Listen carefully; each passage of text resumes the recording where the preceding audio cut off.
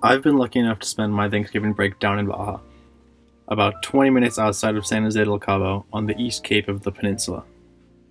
About 40 minutes north of where I stay is a very special place called Cabo Pulmo. Here in Cabo Pulmo is where you can find the only coral reef in all of Baja.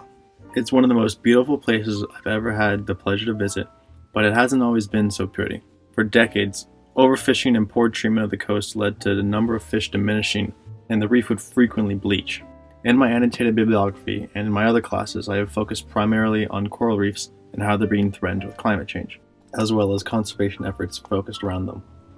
What I'm holding here is the skeleton of what once was a colony of corals. Corals, while they can become easily confused with plants or even a rock, are actually an animal, or rather, a colony of genetically identical animals. And if you look closely, you'll see the little holes where each individual animal lived.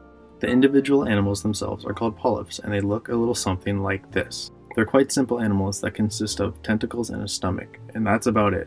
They don't even have a brain. What's so fascinating about corals is that they have a mutualistic relationship with a single-celled type of plant called zooxanthellae, which is likened to algae. Now, if you look closely again, you can actually see that the zooxanthellae lives in the tentacles of the polyps, and actually gives the polyps their color. Without them, they'd be completely see-through. This mutualism occurs because the corals give the zooxanthellae a place to live, while in return, the zooxanthellae give nutrients to the corals. Now, since corals are animals, they can't eat themselves, but they do get the vast amount of the nutrients through this mutualism.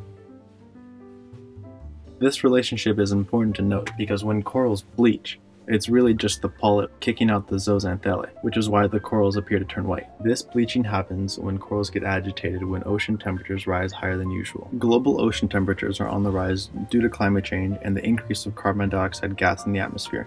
And excess carbon dioxide in the ocean is changing the pH of the water as well, turning it more acidic than it usually is. Both of these factors threaten coral reefs worldwide, and many scientists believe that all corals could be gone by 2050 if current trends continue the way they are. And that concludes my depressing biology lesson. Now on to the success story of Cabo Pulmo. In the 20th century, both local fishermen and commercial fishermen from San Jose del Cabo would fish the area. By the early 1900s, the area had so little fish that it had started to have an effect on the reef, which would frequently bleach. The small village of Cabo Pulmo recognized that fishing needed to stop in the area in order to ensure the survival of the reef. One family understood this best, the Castro family. Their family had been in the village for over 100 years, and 3 generations of the family agreed that they needed to make a change.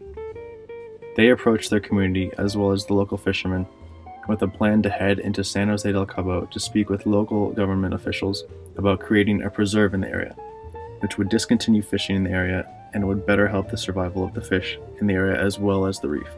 The Castro family each told their stories to the government officials about why the area of Cabo Pulmo should be considered a national park and how it would benefit the surrounding areas as well, since the return of fish to this area would mean that it would indirectly increase the populations of the surrounding area as well as the fact that this was the only coral reef on the peninsula of Baja, and it should be a priority to be protected. This story eventually made it all the way up the chain of command to the national government, where in 1995 the region of Cabo Pulmo was added to the Mexico's national system of protected areas. Since where I stay is so close and I have visited the area before, I headed back this break to spend a day snorkeling the reefs and talking to the locals about this event, which is how I was able to learn more about how it became a protected area.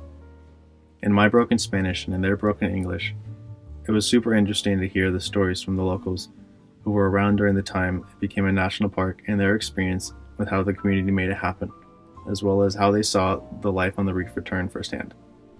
I wasn't able to speak directly with any of the Castro family members themselves, but second-hand accounts were still super cool to hear. In the 25 years since it has been named a national park, the biomass of the area has exploded an incredible 460%. The growth of the area has proven to be so effective that it has spilled over into other reef areas and regions.